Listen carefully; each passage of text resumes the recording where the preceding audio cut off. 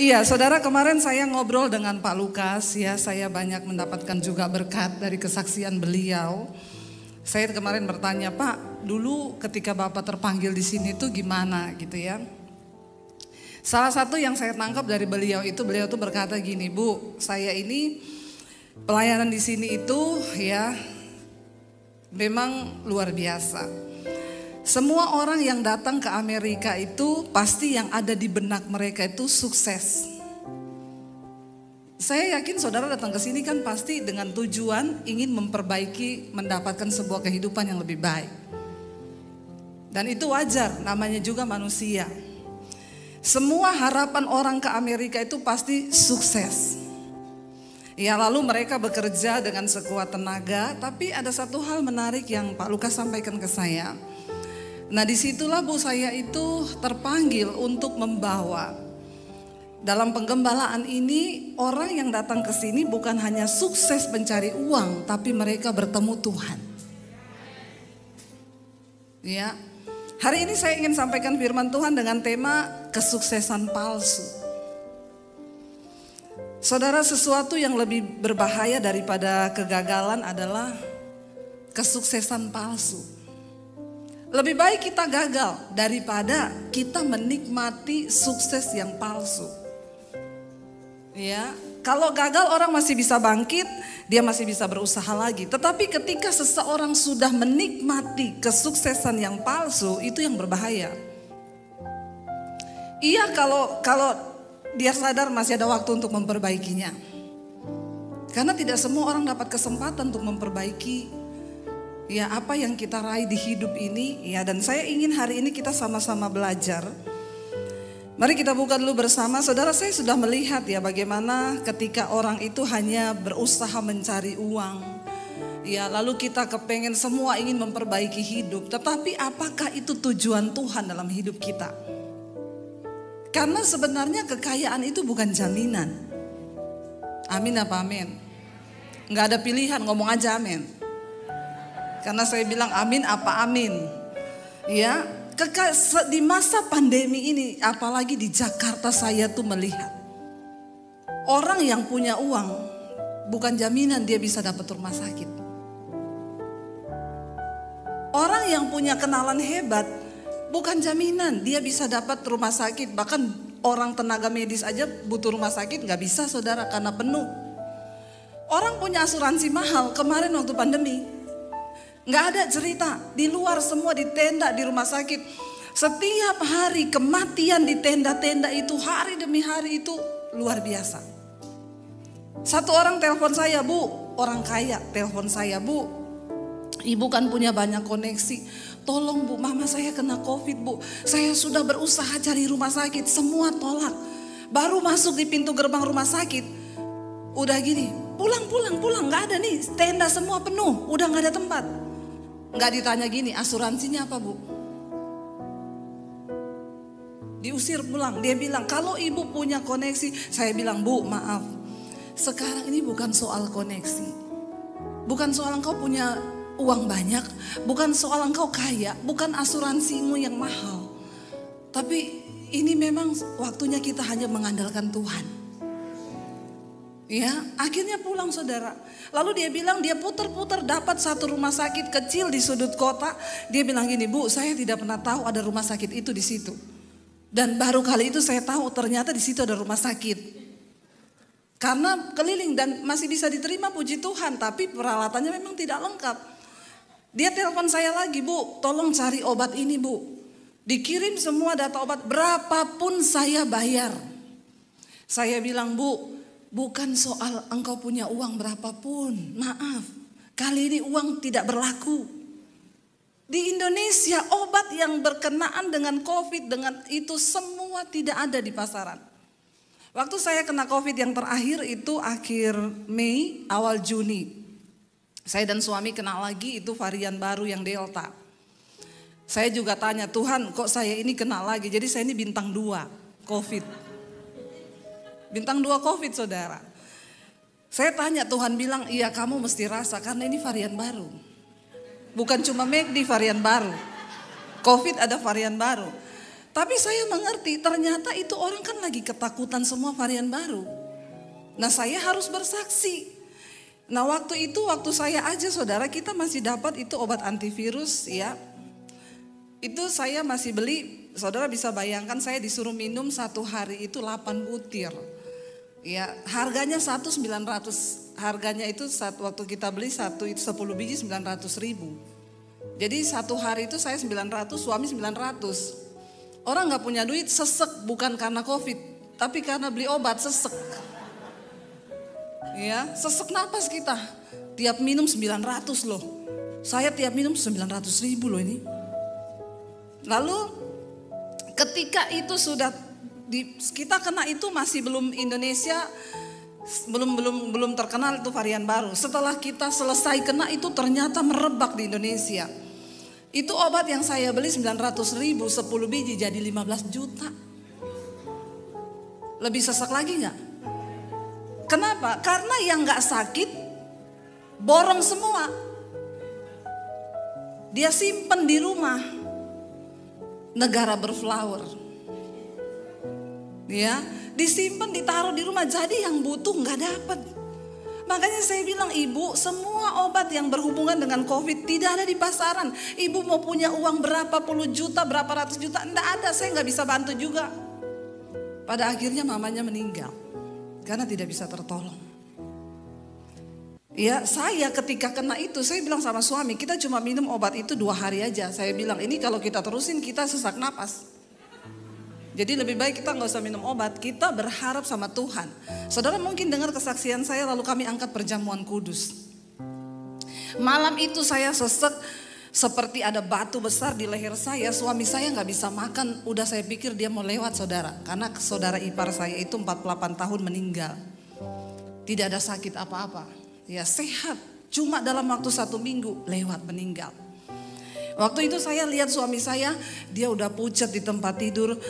Tidak bisa makan, muntah terus saudara. Iblis datang mengintimidasi, suamimu mati kayak kakak iparmu. Saya bilang, kamu harus paksa makan, harus paksa minum. Ya kalau tidak kamu mati loh, saya enggak mau jadi janda. Lalu dia mau makan saudara. Saya terakhir itu waktu dia udah mulai sehat, saya yang sesek napas. Waktu sesek napas itu iblis datang, saya udah mengingat. Karena beberapa teman, ibu kapan aja ibu butuh rumah sakit saya siapin. Karena waktu itu belum penuh, itu baru awal Juni. Saya udah di pikiran saya akan menghubungi siapa ya biar bisa atur saya rumah sakit. Tapi Tuhan tegur saya, bertobat, jangan andalkan manusia, napasmu itu di tanganku.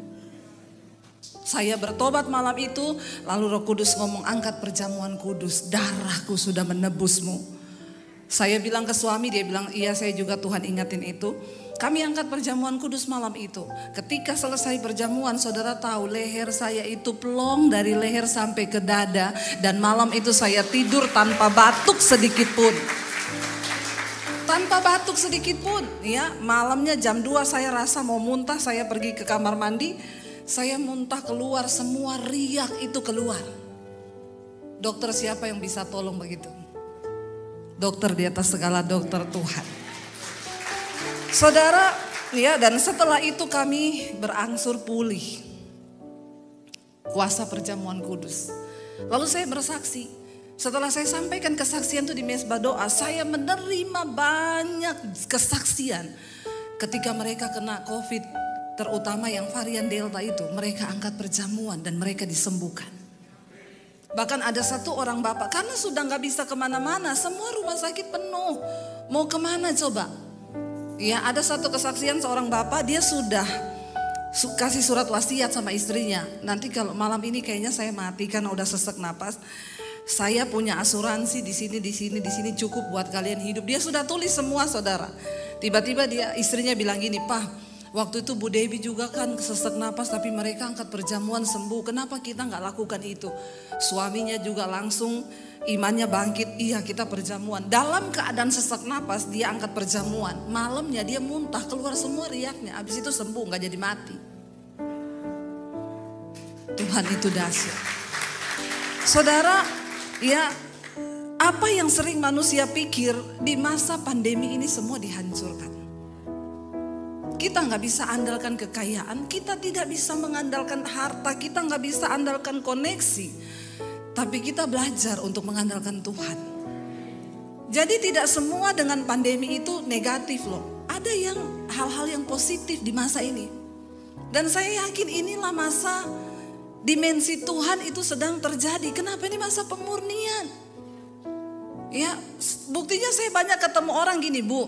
Saya bersyukur loh, gara-gara pandemi saya bisa kenal ibu loh. Kenapa? Bukan itu yang penting. Karena ketika masa pandemi saya dapat kesaksian, Bu, saya ini seorang dokter, suami saya pengusaha. Sebelum pandemi itu rumah tangga kami terancam bubar. Karena saya ini kerja, suami kerja, akhirnya kami tidak ada waktu bersama-sama, anak saya sekolah, ternyata rumah tangga kami semakin diambang kehancuran karena tidak ada komunikasi. Tapi ketika pandemi terjadi, Bu, kami banyak di rumah, lalu kami mulai ikut mesbah doa. Puji Tuhan, saat ini rumah tangga kami dipulihkan. Dia bilang, saya bersyukur ada pandemi, Bu. Loh, kalau kita melihat dari cara pandangnya Tuhan, saya yakin ini adalah masa pemurnian, menghancurkan semua paradigma kita yang lama, cara pandang kita yang lama, di mana orang sebagian berpikir harta segala-galanya. Saudara, di Jakarta orang punya rumah besar-besar di Pondok Indah semua dijual. Yang punya uang boleh beli. Jual harga murah. Kenapa? Dijual harga murah aja, yang beli nggak ada. Ya, yang punya hotel pada tutup. Benar-benar terasa, bukan hanya orang yang dari kalangan menengah, sampai yang di atas itu semua kena dampaknya, saudara. Tapi saya percaya orang yang disertai Tuhan akan melihat penyertaan dan pembelaan Tuhan. Di setiap masa apapun, saya cuma bilang begini, keadaan boleh berubah, zaman boleh berubah, semua boleh berubah, tapi Tuhan kita tidak pernah berubah. Nah, hari ini saya ingin kita semua belajar apa yang firman Tuhan mau katakan kepada kita, ya, tentang kesuksesan yang palsu. Mari kita buka dulu Lukas pasal 12 ayat 13. Pas kebetulan juga ayatnya sama dengan Pak Lukas.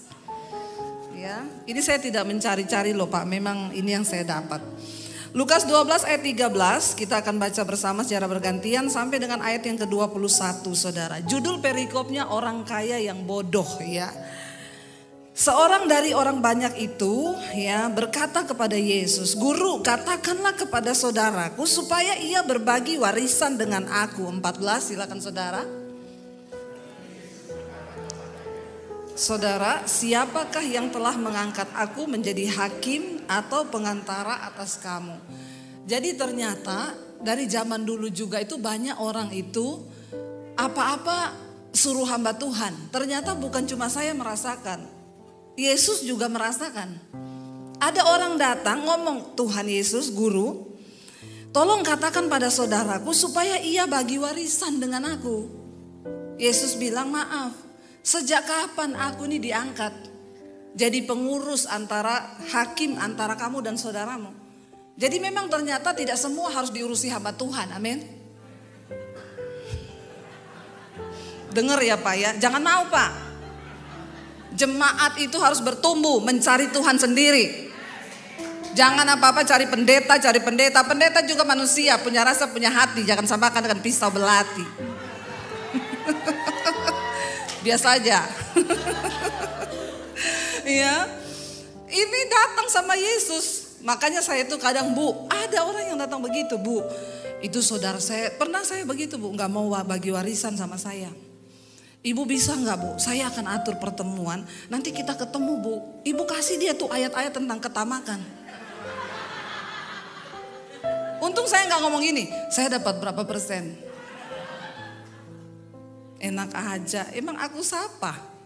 Ya, makanya kalau orang datang itu ya, atau ada yang, "Bu, saya ada kenal teman saya itu dia gini-gini, ibu bisa telepon dia nggak?" Saya bilang, "Maaf, saya melayani orang yang mau untuk dilayani. Kalau dia mau kasih nomor telepon saya, suruh dia telepon saya. Kalau saya telepon dia nanti dia bilang, kepo amat lu jadi pendeta." Jangan mau ya Pak ya. Ini jemaat suruh datang sendiri sama Tuhan.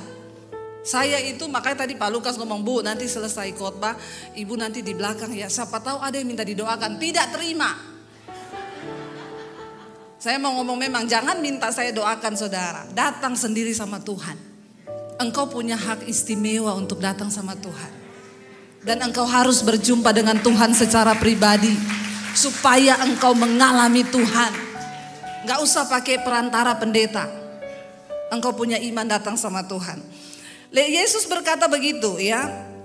Ayat yang ke-15. Katanya lagi kepada ya ayat 15. Maaf ayat iya. Katanya lagi kepada mereka. Berjaga-jagalah dan waspadalah terhadap segala ketamakan. Sebab walaupun seseorang berlimpah-limpah hartanya, hidupnya tidaklah tergantung daripada kekayaan itu. Ya, ini tentang pandangan tentang kesuksesan. Sebagian orang berpikir bahwa sukses itu punya harta yang banyak. Ingat, sebanyak apapun harta yang kau miliki, hidupmu tidak tergantung pada harta kekayaanmu itu. Bahkan seringkali harta gak bisa menyelamatkan. Nyawa itu di tangan Tuhan. Di rumah sakit orang bisa beli tabung oksigen. Yang di Jakarta meninggal yang punya tabung oksigen, yang punya pabrik tabung oksigen, itu meninggal gak dapat tabung oksigen. Loh, ironis gak saudara? Ironis. Ada satu orang ibu kesaksian di mesbah doa saya. Dia di Salatiga, Bu, ketika saya kena COVID Bu, ya pertama anak saya lalu akhirnya saya isolasi mandiri. Waktu itu tabung oksigen kosong. Tidak ada tabung oksigen dicari di mana-mana. Yaitu sekali lagi banyak yang tidak sesak tapi nimbun di rumah. Untuk jaga-jaga kalau dia sesek. Ini aduh berdosa sekali orang-orang kayak begini, itulah saudara. Lalu ketika ibu ini kena COVID, dia bilang lah akhirnya berapa hari kemudian dia mulai sesek. Puji Tuhan Bu, dari tetangga ada yang minjemin dia tabung oksigen yang kecil. Waktu dalam keadaan dia sesek saudara, itu tabung kan isinya tinggal sedikit. Dia bilang matanya dia terarah ke jarum oksigennya itu. Dia melihat gini, aduh Tuhan oksigennya tinggal sedikit. Aduh sebentar lagi habis. Sementara untuk ngisinya juga itu antri panjang. Dia bilang, Ibu waktu saya lihat semakin menipis, saya makin sesek. Ya karena takut. Orang gak COVID aja kalau takut bisa sesek. Ada ibu-ibu ngomong sama saya, Bu saya 1,5 tahun selama COVID tidak pernah keluar rumah loh Bu. Saya keluar halaman rumah aja tidak pernah loh Bu. Kenapa? Takut. Terus saya bilang, terus ibu di rumah happy? Tiap hari sesek. Saya bilang ibu belum kena COVID sudah sesek. Apalagi kena COVID ibu. Langsung lewat pasti. Jangan takut berlebihan. Hidup mati kita di tangan Tuhan. Bukan di tangan COVID. Kalau belum waktunya tidak akan mati. Lalu akhirnya dia bilang gini. Waktu saya menatap tabung oksigen itu Bu, saya makin sesek karena sudah mau habis. Tiba-tiba saya ingat khotbah ibu, lalu saya putar mesbah doa. Lalu saya mulai menyembah Tuhan di situ. Saya menyembah Tuhan pas ibu ngomong, nafasmu itu tidak tergantung dari tabung. Tuhan yang memberikan engkau nafas kehidupan. Lalu dia bilang, saya tidak lagi melihat itu tabung Bu. Saya menyembah Tuhan, saya memuji Tuhan. Lama-lama napas saya mulai lancar. Dan akhirnya copot tabungnya. Siapa yang memberi? Tuhan. Ya, jadi bukan karena di sini dikatakan Yesus berkata waspada, berjaga-jaga terhadap ketamakan, sebab walaupun seorang berlimpah-limpah hartanya, hidupnya tidak tergantung dari semua kekayaannya itu. Bahkan nafas hidup pun kita itu anugerah Tuhan. Lalu ayat berikutnya di sana dikatakan 16. Kemudian ia mengatakan kepada mereka suatu perumpamaan, katanya, ada seorang kaya, tanahnya berlimpah-limpah hasilnya. Ayat 17, ia bertanya dalam hatinya, apakah yang harus aku perbuat sebab aku tidak mempunyai tempat di mana aku dapat menyimpan hasil tanahku. Ini orang luar biasa diberkati. Tanahnya itu menghasilkan luar biasa sampai tidak ada tempat untuk naruh hasilnya. Ada di antara saudara yang seperti ini? Dapat banyak, bingung mau taruh mana? Ada? Belum ya? Ini orang sudah kaya banget. Lalu saudara, karena dia bingung mau taruh mana, dikatakan ayat 18, lalu katanya, inilah yang akan aku perbuat. Aku akan merombak lumbung-lumbungku dan aku akan mendirikan yang lebih besar dan aku akan menyimpan di dalamnya segala gandum dan barang-barangku. Ini loh ketamakan. Kalau kita tidak mengerti akan arti sukses yang sejati di dalam Tuhan, orang itu akan dipaksa kerja. Waktu dia dapat banyak, dia akan kerja lebih keras lagi untuk bangun yang lebih besar lagi supaya dia bisa menyimpan yang lebih banyak lagi. Itu ketamakan. Saya pernah datang ke salah satu daerah di Sulawesi yang bagian terkena gempa tsunami. Saudara, ada salah satu restoran di sana. Itu restoran yang sangat terkenal dan memang mereka itu laris banget. Ketika pandemi itu terjadi, restoran itu roboh saudara. Tapi semua karyawan yang ada di dalam itu selamat karena mereka keluar melarikan diri. Tapi pemilik restoran suami istri meninggal di dalam. Karena menurut cerita, waktu itu sudah ikut keluar, tiba-tiba mereka ingat sesuatu, mereka balik ke dalam. Waktu digali saudara, ditemukan suami istri ini sedang memegang satu karung yang isinya itu sertifikat tanah. Dan isinya itu uang dan sertifikat tanah. Sebenarnya kalau dia lari keluar kan dia bisa selamat. Tapi Alkitab berkata, di mana hartamu berada, di situ hatimu berada. Bahaya dari ketamakan itu di sini saudara. Ketika seseorang hanya terpacu untuk mencari uang, dia pikir itu kebutuhan yang hakiki. Kita lupa dengan jiwa ini ada satu kebutuhan yang lebih utama. Nanti kita akan bahas. Ada satu cerita suami istri. Mereka ini punya toko saudara.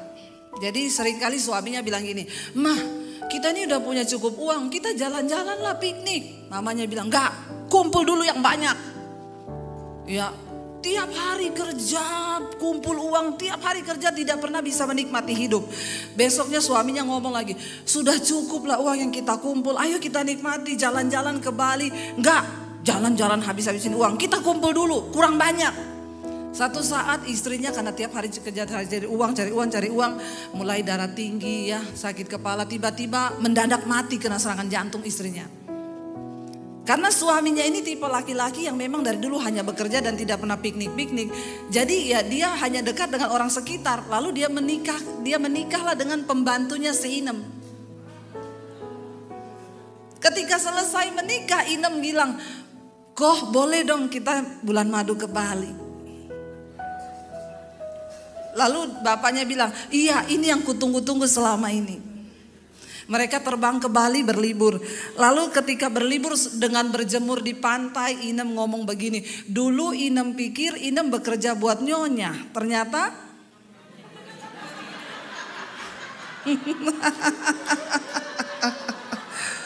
hello." Jangan punya konsep kesuksesan yang salah. Bolehlah engkau menikmati hidup, tapi nanti kita akan lihat untuk menikmati pun engkau butuh anugerah Tuhan. Karena tidak semua orang itu bisa mencari dan dapat karunia untuk menikmati. Saya ini cuma karunia menikmati toh. Lo kemarin di sini dikasih bisnis kelas loh. Saya bilang, "Aduh sebenarnya nggak perlu loh, saya naik di ekonomi juga nggak apa-apa." Karena bukan apa-apa Pak, kalau naik bisnis kelas saya takut salah pencet. Tiba-tiba saya pencet keluar pintu darurat, habis saudara.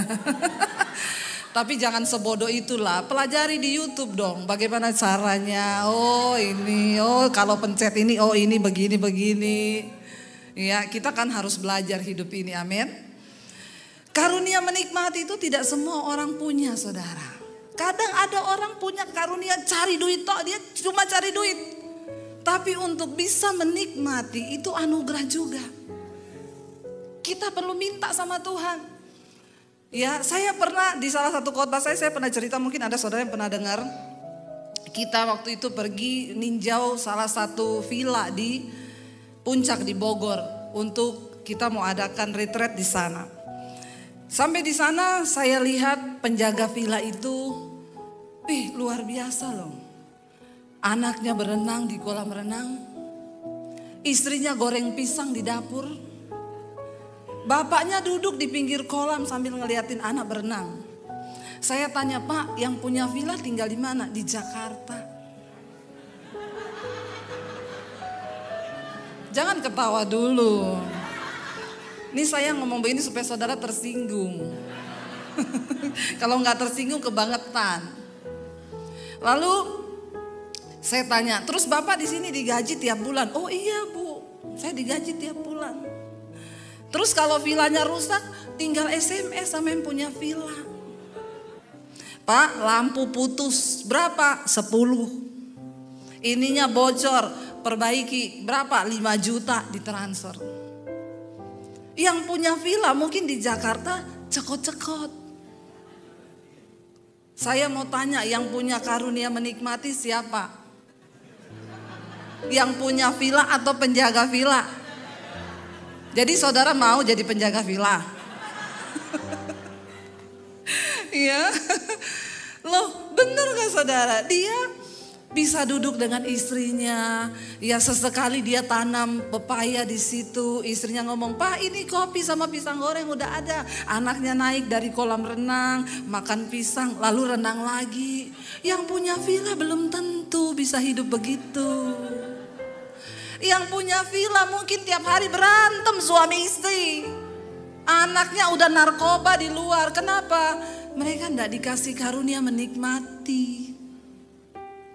Saudara, hidup manusia itu hanya 70 Alkitab bilang. Itu pun kalau kuat, kalau nyampe. Karena banyak yang tidak sampai 70. Jangan sia-siakan hidupmu. Ayo, ada banyak hal yang bisa kita nikmati di dalam hidup ini. Orang itu kalau dikejar ketamakan, dia dapat banyak, dia kejar, dia bangun lumbung semakin besar, dia mendirikan untuk menyimpan barang-barangnya. Ayat 19. Sesudah itu aku akan berkata kepada jiwaku, jiwaku, ada padamu banyak barang, tertimbun untuk bertahun-tahun lamanya. Beristirahatlah, makanlah, minumlah, dan bersenang-senanglah. Ayat 20. Tetapi firman Allah kepadanya, hai engkau orang bodoh, pada malam ini juga jiwamu akan diambil daripadamu. Dan apa yang telah kau sediakan, untuk siapakah itu nanti? Ayat 21, demikianlah jadinya dengan orang yang mengumpulkan harta bagi dirinya sendiri, jikalau ia tidak kaya di hadapan Allah. Jadi apa kesuksesan yang palsu itu? Waktu engkau dengan nafsu mengejar segala ketamakan untuk dirimu sendiri. Waktu kita diberkati, ingat itu adalah titipan Tuhan. Bukan untuk kita makan bagi diri kita sendiri. Di situ ada hak bagi orang lain.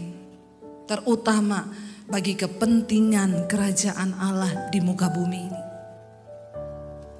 Ketika dia sudah menyimpan segalanya, dengan sombongnya dia berkata, hai jiwaku, ada padamu banyak barang. Ya, nikmatilah, bersenang-senanglah ya. Karena untuk bertahun-tahun lamanya semua kebutuhanmu sudah ada. Dia lupa bahwa untuk menikmati semua yang dikasih itu juga anugerah Tuhan. Kita gak bisa pegang kendali atas nafas hidup. Yang namanya kematian itu bisa datang kapan saja. Saya selalu berkata, yang saudara ikut mesbah doa itu saya selalu bilang, jangan takut dengan kematian. Jangan terlalu takut dengan COVID. Kalau belum waktunya mati, kita tidak akan mati. Tapi kalau sudahnya waktunya mati, tidak usah tunggu kena COVID. Amin apa amin? Kita lagi duduk saja bisa mati. Ada orang mati karena tertawa loh. Ada loh saudara, saya pernah dengar ketawa terbahak-bahak ke kancing, sek, mati. Jadi jenazahnya waktu dikuburkan gini. Itu luar biasa loh. Makanya jangan pikir mati itu kita tunggu sesuatu COVID dulu baru mati. Enggak. Kita semua ini lagi antri di barisan kematian. Amin. Nggak ada yang tahu kan. Saya sampai hari ini masih ngomong ke suami kadang, kematian ipar kita tuh kayak mimpi. Nggak pernah kebayang 48 tahun. Saya tuh kadang gini, itu Mas Kus udah meninggal ya? Oi. Dan ketika meninggal, selesaikan semuanya. Mimpinya kan masih banyak. Masih ketika mati sudah sampai di situ. Saudara, kesuksesan yang palsu itu ketika engkau hanya berburu sesuatu yang fana dan engkau lupa mempersiapkan tujuan dari jiwamu itu sendiri. Orang kaya ini berkata, ya, hai jiwaku, nikmatilah kesenangan. Dia lupa bahwa kebutuhan jiwa yang paling hakiki itu bukan sesuatu yang dari luar. Hanya Tuhan yang sanggup mengisi. Ada orang yang dia itu penghasilannya pas-pasan loh, tetapi dia punya kebutuhan jiwa itu sudah tercukupi karena dia punya keintiman dengan Tuhan. Saya pernah ketemu sopir taksi, saudara, waktu saya pelayanan, saya naik taksi di Jakarta. Saya iseng nanya kepada bapak itu, saya ini suka bertanya kalau ketemu orang. Bukannya saya kepo, tapi saya yakin dari setiap hidup orang itu ada nilai yang bisa kita ambil. Kita bisa belajar dari kehidupan setiap orang. Saya tanya, Pak, udah lama jadi sopir? Belum Bu, baru 25 tahun. Saya bilang, Pak, itu hobi apa doyan? Jadi sopir taksi kok Bapak doyan banget ya, 25 tahun loh Pak. Tapi saya seneng Bu.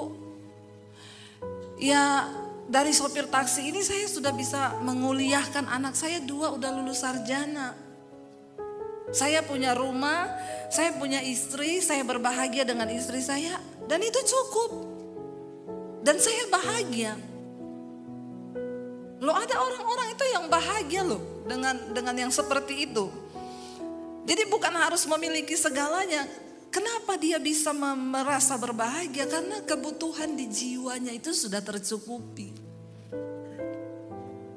Seringkali kita itu bukan lagi sesuatu yang dari luar yang bisa membahagiakan kita. Orang yang sudah berjumpa dengan Tuhan. Ya, bahkan ketika dia menikmati apa yang ada pun itu dia sudah bisa berbahagia. Nah, kesuksesan yang sesungguhnya itu waktu kita menemukan Tuhan nomor 1 kebutuhan di jiwa kita. Ya, dan ketika kita diberkati dengan kekayaan, maka tujuan kita itu kan sudah beda, saudara.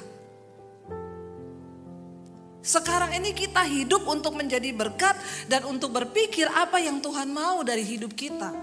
Saya ketika memasuki pandemi kemarin saudara, yang ada di benak saya bilang ke suami karena semua waktu itu semua pelayanan cancel. Saya bilang ke suami gini, mungkin pilihan yang terburuk bagi kita di Jakarta ini mungkin kita harus jual rumah dan kembali ke Solo. Dari hasil penjual rumah itu kita balik ke Solo, kita hidup apa adanya. Kebetulan Maret itu anak saya juga ngomong waktu tahun lalu pas pandemi awal, Mam, aku kuliah Mam.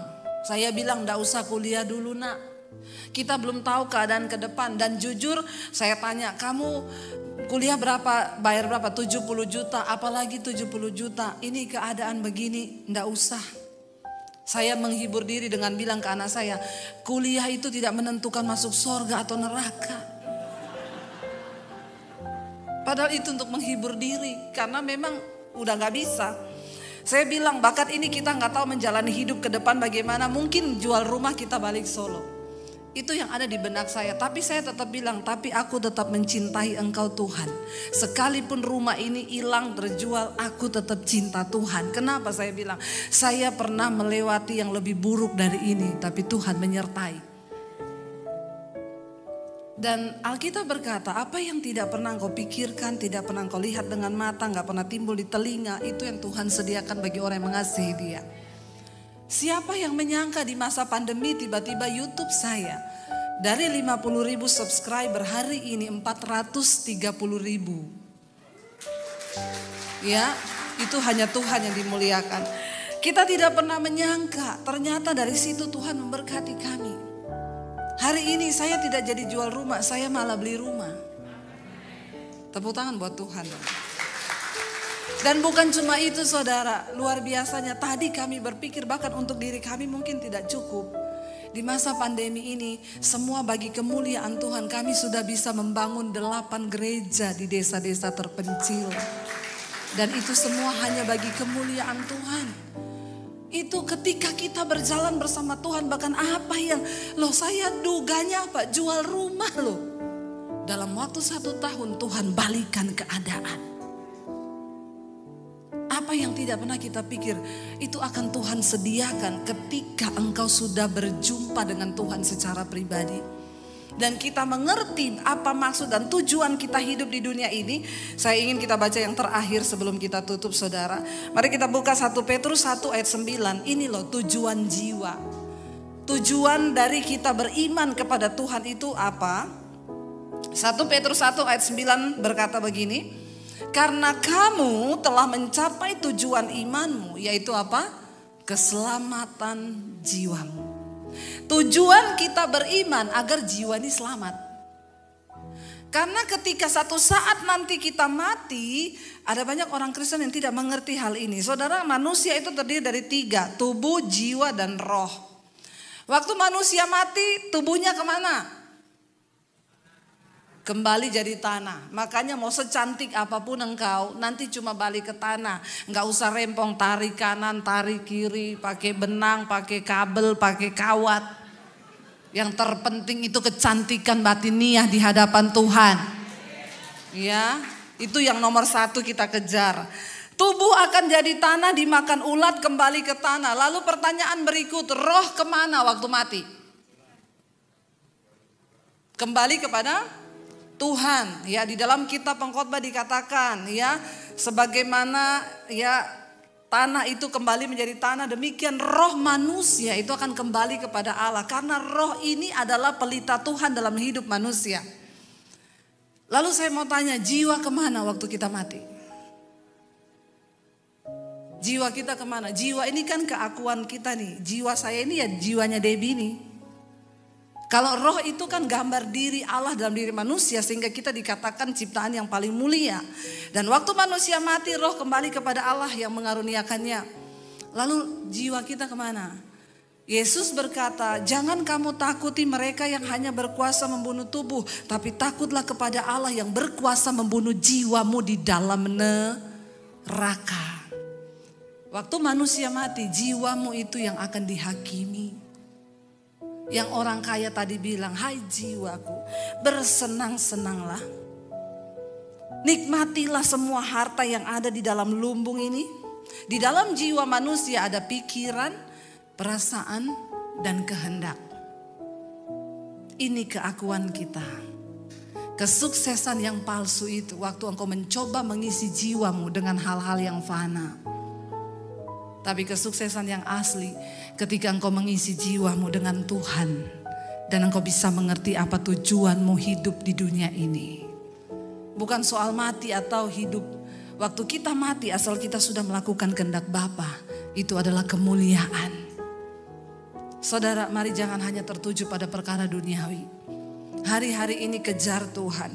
Bangun mesbah dalam keluargamu. Suami istri hidup takut Tuhan. Anak-anak cari Tuhan. Kita bersehati bergandengan tangan untuk berkata, Tuhan datanglah kerajaanmu, jadilah kehendakmu dalam keluargaku seperti di sorga.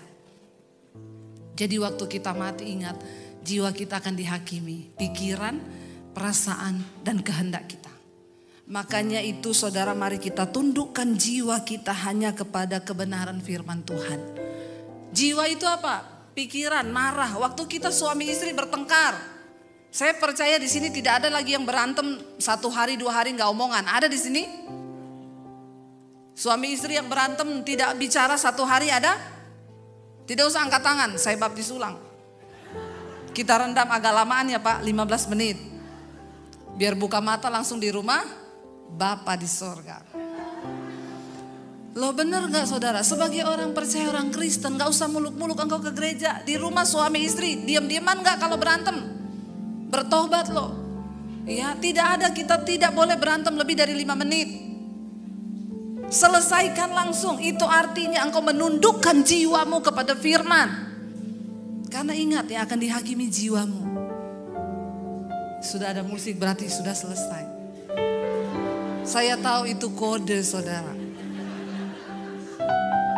Ya, supaya tidak kelamaan. Yuk kita bangkit berdiri bersama. Kita percaya bahwa yang terutama di dalam hidup ini adalah ketika kita mencari Tuhan. Karena hanya Yesus saudara, segala-galanya bagi jiwa kita. Lebih dari segalanya,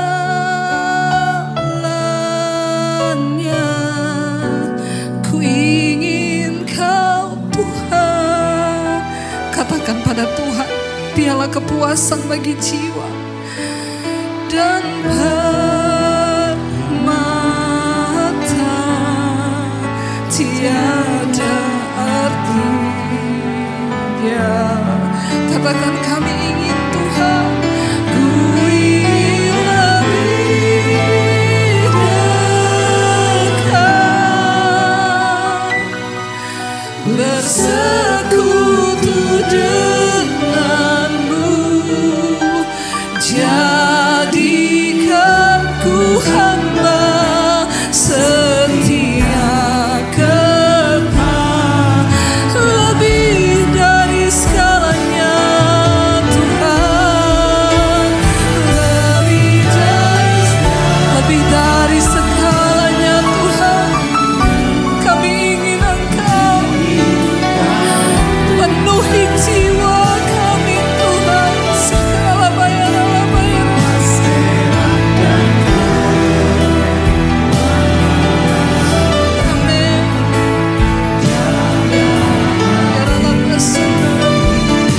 Kami ingin lebih dekat,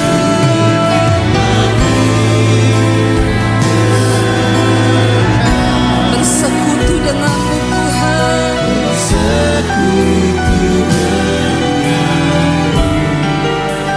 Jadikan ku hamba setia kepadamu. Mari tutup mata dalam hadirat Tuhan saudara. Bilang pada Tuhan, kami butuh Engkau lebih dari segalanya di hidup ini.